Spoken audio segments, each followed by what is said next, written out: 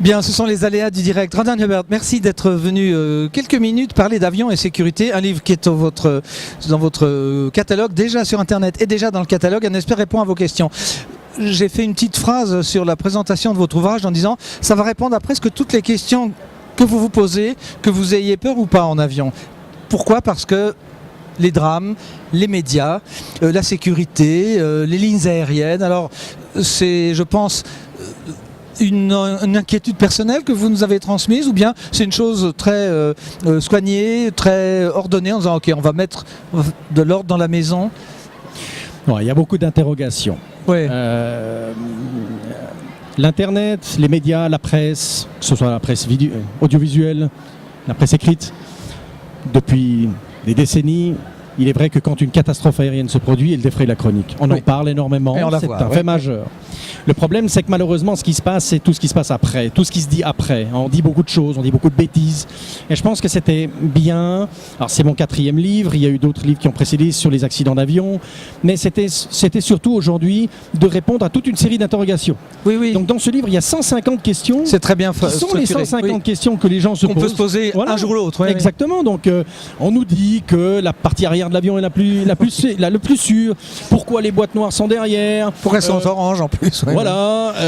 Est-ce qu'il y a des pays qui sont plus sûrs que d'autres, des compagnies qui sont plus sûres? On dit toujours en Europe les low cost sont dangereuses. C'est pas vrai. Ça n'est pas vrai. Mais il faut expliquer pourquoi. Oui, parce qu'il y a des high cost qui sont dangereuses. Voilà, il y a des high cost qui sont dangereuses. Bon, donc voilà. Donc il y a tout plein d'éléments, de facteurs, d'informations qui viennent dans la presse qui sont relayés par les réseaux sociaux. Faut avouer aussi. Bien sûr. Alors, je dis pas, les gens pensent qu'ils veulent. Hein. Après, il y a des faits.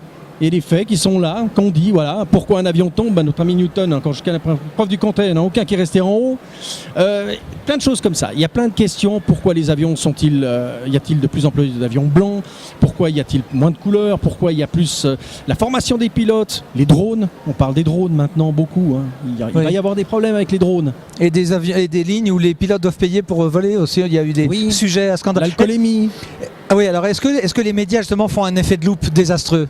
Ou est-ce que, quand même, heureusement qu'ils sont là parce que ça fait bouger les choses? Non, alors il y a 2 poids 2 mesures. Il y a 2 médias aussi. Hein. Il y a des médias spécialisés qui sont des médias qui font des enquêtes, qui font des investigations lorsqu'il y a un accident. Et grâce à eux, on apprend beaucoup de choses. On va saluer d'ailleurs également François Clavadetcher, qui est un ami. D'accord.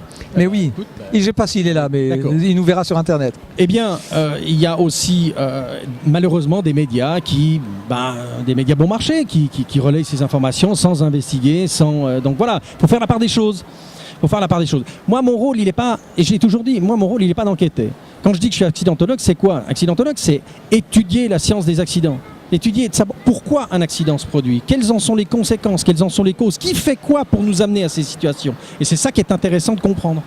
Oui, puisque à l'époque, quand Concorde est tombé, il a mis 29 ans à tomber, mais tout avion, comme vous le disiez tout à l'heure, les lois de Newton, quand il a plus de jus et que il tombe.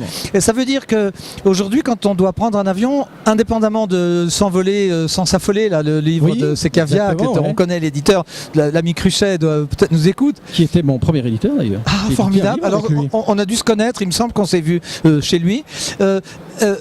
Cette peur irrationnelle, on ne parle pas des gens qui ont des phobies. Non. Parce que la phobie de se dire est-ce que je vais prendre TWA parce qu'ils viennent de s'écraser et que vous dites il y a la réaction inverse de dire statistiquement il est tombé, maintenant c'est fait, je peux prendre le suivant. Ah, vous avez de tout. Oui, c'est vrai, il y a des gens qui pensent ça. On prend le cas Malaysia. Malaysia a perdu 2 777 en l'espace de quelques mois. Mais tous les avions volent toujours. Mais il y a ces réactions-là. Petite question, vous avez des réponses pour le... Malheureusement pas encore, même si un témoignage récent de touristes suisses qui a été relayé sur mon site internet a défrayé la chronique. Donc maintenant le dossier est passé au bureau d'enquête à Berne qui se charge de ça. Bon, la réponse est claire. On s'arrête et on fait un sujet numéro 2.